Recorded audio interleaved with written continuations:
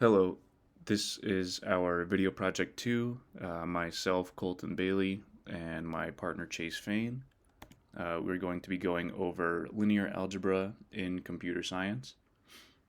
So to start off, we have a few different applications of linear algebra in computer science.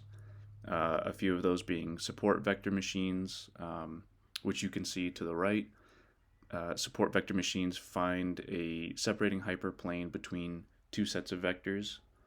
There are label propagation graph algorithms which use Laplacian matrices, which is a topic we have covered in this class. Spectral clustering, which separate data points into groups by finding their eigenvalues and eigenvectors. And you can see that at the bottom.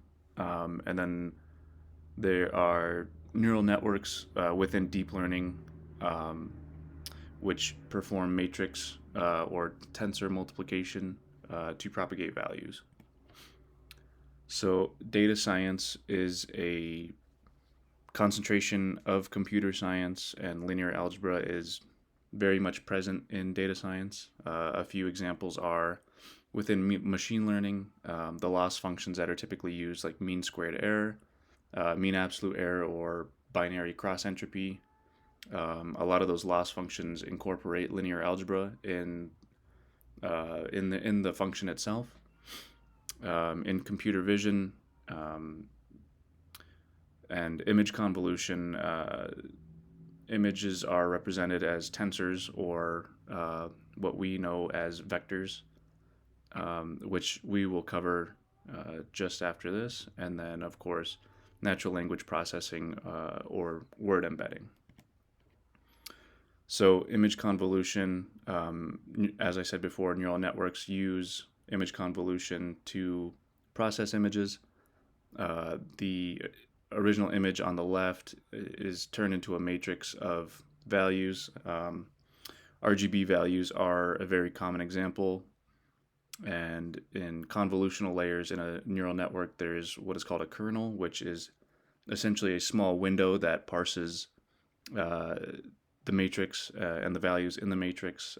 As you can see in the little GIF below, it reads from left to right as just as we read a book, and it will essentially pass in these values in the matrix through a function, which will then output the convoluted or final image.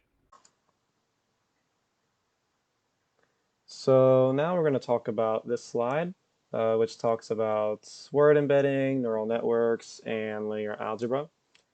And so first things first, computers cannot actually understand text data. So instead, we have something called word embedding, which is what allows us to represent text numerically.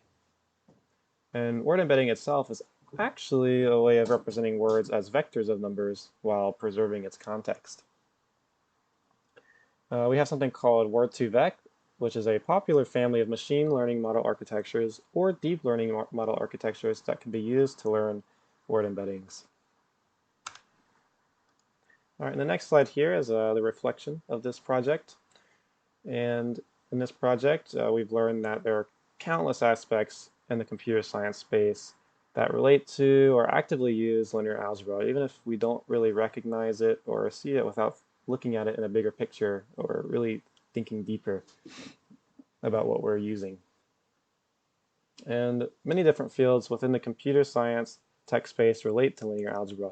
And some examples of this is artificial intelligence, computer vision, 2D, 3D modeling, and computer graphics. And these are just to name a few. There's actually a ton more out there. And so in this project, these are the connections to our class in this project. First, we have eigenvalues, eigenvectors, Laplacian matrices, and vectors. And these are the resources that we have used for this project. And thank you.